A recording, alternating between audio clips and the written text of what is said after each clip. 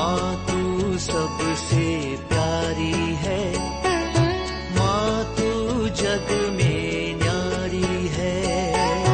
माँ तू सबसे प्यारी है, माँ तू जग में न्यारी है। अपने आंचल में रखना, अपने आंचल में रखना, हमें वरदानों से भरना। माँ तू सबसे प्यारी है, माँ तू जग में न्यारी है।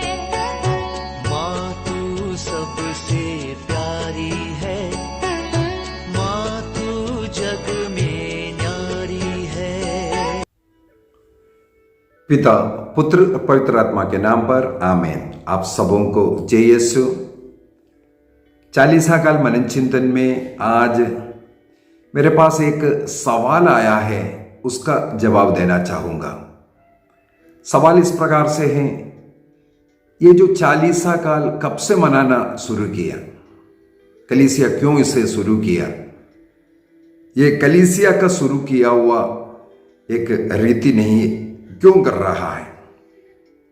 कई लोगों के मन में होगा, कैथोलिक कलीसिया में ये जो चालीसा काल मना रहा है, ये कलीसिया ने कुछ ऐसा प्रारंभ किया।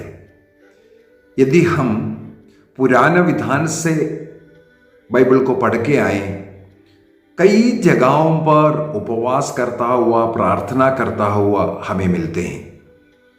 चालीसा काल के जो प्रारंभिक क्लासों में इस 40 का क्या क्या महत्व है, पवित्र बाइबल के अंदर अनेकों जगहों पर इस 40 शब्द आते हैं और उस शब्द के द्वारा क्या हुआ है, 40 क्यों अभी मना रहे हैं, ये सब हम लोगों ने मनन चिंतन कर चुके हैं। तो सवाल यह है, कब से शुरू किया है। यदि इस प्रकार हम सवाल का जवाब दें तो मैं कहूँगा, ईसा मसीह के दुख भोग मृत्यु पुनरुत्थान के बाद से ही ये मनाना शुरू किया। अर्थात शिष्य लोगों के समय से, प्रेरितों के समय से ईसा मसीह के पुनरुत्थान का, ईस्टर का वो पर्व मनाने के पूर्व में उसकी तैयारी के रूप में ये चालीसा काल उपवास प्रार्थना का समय मनाए जाते थे। यदि हम लोग आइरेनियस, संत आइरेनियस का जो इसके विषय में जो लिखा हुआ, जिनका मृत्यु 203 में, एडी 203 में जिनका मृत्यु हो गया, इसका मतलब जो आदिम कलीसिया का एक कलीसिया के एक पिता है, चर्च फादर है संत आइरेनियस, वह इस फास्टिंग के विषय में, ईस्टर के पूर्व में 40 दिनों के फास्टिंग के विषय में उन्होंने लिखा हुआ है। उसी प्रकार 373 में, 373 में जिनका मृत्यु हुआ, संत अतनासियुस के विषय में मैं इसे पहले भी कई क्लासों में बता चुका है, जिनके द्वारा जो नाइसिन क्रीड ये सब हमें जो मिला है, उन्हीं के द्वारा लिखा हुआ बहुत महान संत है संत अतनासियुस। वह भी ईस्टर के पूर्व में ये जो फास्टिंग तैयारी का, ये जो 40 दिन का जो तैयारी है, इसके विषय में लिखा है। और उस समय ये जो तैयारी के अंदर लोग कठोर तपस्या करते थे, उपवास करते थे और कई प्रायश्चित विधियां करते थे। साथ ही साथ जो नए लोगों को बपतिस्मा देने का एक तैयारी भी करते थे, क्योंकि ईस्टर के साथ बपतिस्मा चलते थे। तो उसका पढ़ा इन 40 दिनों में जितने भी कैंडिडेट्स हैं उनको सही रूप से उसके लिए तैयारी करते थे, सिखाते थे, विश्वास की बातें सिखाते थे। और वे लोग बपतिस्मा ग्रहण करने के पूर्व में अपने को तैयारी के रूप में उपवास और प्रार्थना का जीवन भी जीते थे। तो हमें मिलता है ईसा मसीह के पुनरुत्थान के बाद से उन घटनाओं को याद करने के लिए कलीसिया में 40 दिनों का तैयारियां चलते थे। 325 के निसिया में जो काउंसिल हुआ था 325 का, उस काउंसिल में इस 40 काल मनाने के विषय में भी एक नियम बनाया था, ताकि इस नियम के द्वारा ईस्टर के समय पर लोगों को बपतिस्मा देते थे और ईस्टर मनाने के पूर्व में अपने पापों के लिए पश्चाताप करना, पाप स्वीकार करना, इस कार्य के लिए भी लोगों को तैयार करते थे। हमें ये भी बात मन में रखना जरूरी है, उन दिनों में प्राइवेट कन्फेशन नहीं होता था। जो हम लोग आज रहस्य, एक फादर के पास जाकर के रहस्य में जो बताने वाला वो तरीका उन दिनों में नहीं चलता था। लोगों को जीवन में एक बार मौका मिलता था अपने पापों को स्वीकार करने का। इन 40 काल में ईस्टर मनाने के पूर्व में इस प्रकार कलीसिया में पाप स्वीकार करते थे। कैसे? चर्च में सब लोगों के सामने एक पुरोहित खड़े रहता है वेदी के पास, और उधर सामने आकर के जो पाप स्वीकार करते हैं उनके अपने पापों को जोर से बोलना पड़ता है, और उस पाप के अनुसार पुरोहित उनको दंड देता था, प्रायश्चित विधि देता था। तो ये प्रथा चलता था। तो इन 40 का ईस्टर के तैयारी के पूर्व में इन 40 दिनों के अंदर विशेष रूप से ये पाप स्वीकार के ये सिस्टम चलता था। और जो प्राइवेट जो कन्फेशन शुरू हुआ, इसके बाद ही लोगों को बार बार कन्फेशन करने का जो मौका सब मिलते थे। तो ये 40 काल के तैयारी के लिए, ईस्टर के जो तैयारी के लिए 40 दिन में लोग अपने पापों के प्रति पश्चाताप करना, पाप को स्वीकार करना, ये सब करते थे। क्या करते थे वो भी हम लोग यदि देखेंगे, नबी योना के ग्रंथ अध्याय 3 के अंदर हम मिलते हैं। जब योना नबी जो जाकर के निनिवे के लोगों को 40 दिन के बाद निनिवे से अगर नष्ट होगा ये जब बताया गया, उस समय पर निनिवे के लोगों ने पश्चाताप करता हुआ और अपना अच्छे अच्छे कपड़े उतार करके टाट ओढ़े और राख में बैठ गया करके लिखा है। इवन वहां के राजा इस बात को सुना, राजस्वीय वस्त्र को उतारना, और वह भी राख में बैठ गया। बच्चों से लेकर के बड़ों तक, इवन जानवरों को भी पानी तक ना पीने का अनुमति मना किया, और सबके सब उपवास करता हुआ। इस प्रकार का एक पश्चाताप रीति निनिवे के लोगों ने किया और प्रभु उस पर द्रवित हुआ। यह सब हम लोग पुराने विधान के अंदर पढ़ते हैं। उसी प्रकार नए विधान में आदिम कलीसिया भी इसी प्रकार का प्रायश्चित करते थे। वे महंगी वस्त्र, अच्छे अच्छे वस्त्र नहीं पहनते थे, सादा वस्त्र पहनना और टाट ओढ़ना और राख अपने शरीर में डालते थे, राख में बैठना। इस प्रकार का प्रायश्चित रीति लोग अपने पापों के लिए उस समय पर करते थे। लेकिन धीरे धीरे ये तरीका कलीसिया में हटाते गया और राख पूरे शरीर में डालने की जगह पर माथे पर राख बुधवार के दिन माथे पर मात्र राख लगाने का तरीका ऐसे धीरे धीरे शुरू हुआ। आदिम कलीसिया में कहा जाता है केवल इन 40 दिनों में शाम के समय पर भोजन करते थे। दिन भर वे उपवास करते थे, ना कोई नॉनवेज भोजन नहीं करते थे। इवन अंडा, मछली और या जो दूध या दूध के बने हुए चीज़ें उस जमाने में नहीं खाते थे। तो इस प्रकार प्रायश्चित विधि बहुत ही शक्ति से सब लोग करते थे। सब ईस्टर मनाने का एक उद्देश्य, ईस्टर मनाने का, ईस्टर का वो पर्व ईसा मसीह का जी उठने और हम लोगों को पाप मुक्ति मिला और हमें स्वर्ग राज्य के योग्य बनाया, पिता ईश्वर के साथ हमारा मेल करवाया। इस आनंद को मनाने के लिए ये सब करते थे। तो आज भी लंदन जो फास्टिंग के अंदर हमें मालूम है, हम लोग कम से कम एक वक्त का भोजन को त्यागने का और जो नॉन वेज को त्यागने का, कई बुराइयों को त्यागने का और एक अच्छा पाप स्वीकार करने का, रोज चर्च जाने का, ईसा मसीह के दुखों को याद करते हुए क्रूस रास्ता करने का, ये सब बीती क्लासों में हम लोग निर्णय किया। ये आजकल हमारा उपवास प्रार्थना का तरीका यही है।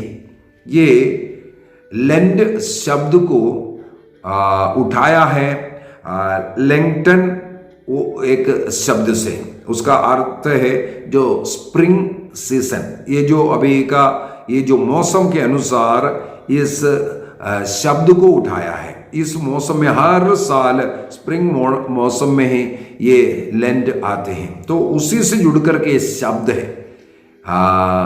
लेंड का मतलब उपवास प्रार्थना भी नहीं है ना, वो उस शब्द से उठा, उस समय का वो जो प्रार्थना विधि, उपवास और परहेज का जो विधि, इसको बताने के लिए। तो आज कलीसिया, वो भी कलीसिया में जो लैटिन कलीसिया है, चालीसा काल का जो उपवास परहेज का विधि एक अलग है, और अन्य पूर्वी कलीसिया में विधि और थोड़ा शक्ति से उन लोग मानते हैं। लैटिनी कलीसिया, वेस्टर्न कलीसिया के अनुसार वहाँ के लोगों को उनके दैनिक जीवनचर्या को देख करके थोड़ा सा सिंबल बनाया है। कलीसिया के नियम के अनुसार 2 दिन उपवास करना शक्ति से मांग रहा है। वो है राख बुधवार के दिन और पुण्य शुक्रवार के दिन। इसका मतलब ये नहीं है केवल 2 दिन उपवास करो, ये गलत धारणा है। कम से कम ये 2 दिन आपको उपवास करना ही करना है। जैसे एक नेम है कलीसिया का, वर्ष में कम से कम एक बार पाप स्वीकार करना है, वो भी आपको पास्का काल में योग्य रीति से परम प्रसाद को ग्रहण करना है। इसका मतलब पास्का काल में एक कन्फेशन करना ही जरूरी है। तो इसका ये मतलब नहीं है साल में एक ही बार पाप स्वीकार करना काफी है। जब जब हमें परम प्रसाद ग्रहण करना है, प्रभु का शरीर रक्त को ग्रहण करना है योग्य रीति से, तब हमें पाप स्वीकार का जरूरत है। तो कलीसिया ने कम से कम का बोला है, कम से कम उपवास आपके ये 2 दिन करना है। और चालीसा काल में हो या उपवास काल में हो, आपको मांस आहार से परहेज करने के लिए बोला, जो आपको प्रिय वस्तुओं को त्यागने का निर्णय। कहा दानियल का ग्रंथ अध्याय 10 को अगर हम निकाल कर पढ़ेंगे, दानियल का ग्रंथ अध्याय 10, वहां पर दानियल कहते हैं उन दिनों में दानियल 3 सप्ताह का एक व्रत रखा हुआ था। 3 सप्ताह का 21 दिन का व्रत रखा हुआ था। 3 सप्ताह में उन्होंने कोई सात्विक भोजन नहीं किया। इसका मतलब साधारण भोजन किया, जो रुचिप्रद भोजन नहीं किया। सबसे पहला भोजन पर कंट्रोल करना। भोजन के द्वारा संसार में पाप आया। अनेकों लोग भोजन के कारण पाप करते हैं, भोजन के लिए, पैसा कमाने के लिए। तो जिसके द्वारा पाप होता है उससे परहेज करना, उससे दूर कर जाना, यही इसका उद्देश्य है। तो दानियल कहते हैं ये जब मैं व्रत रखा, उपवास का समय घोषित किया, उस समय पर मैं सात्विक भोजन किया। इसके बाद कहते हैं मांस अंगूरी से परहेज रखा। इसका ये मतलब नहीं है दानियल अंगूरी पीता था। यदि दानियल का ग्रंथ अध्याय 1 वाक्य 8 को हम पढ़ेंगे, वहां पर दानियल का एक निर्णय हमें मिलता है, मैं अंगूरी पीकर अपने को अपवित्र नहीं करूंगा।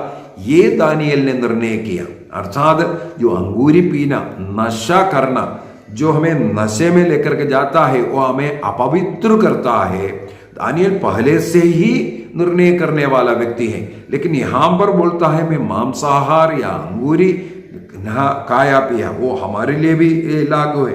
इसके बाद लिखा है वदन पर तेल नहीं लगाया। इसका मतलब है अच्छा सौंदर्यवर्धक शरीर को जो ज़्यादा देखने वाला, ज़्यादा उत्तम शक्ति देने वाला, उन चीज़ों को मैंने नहीं किया।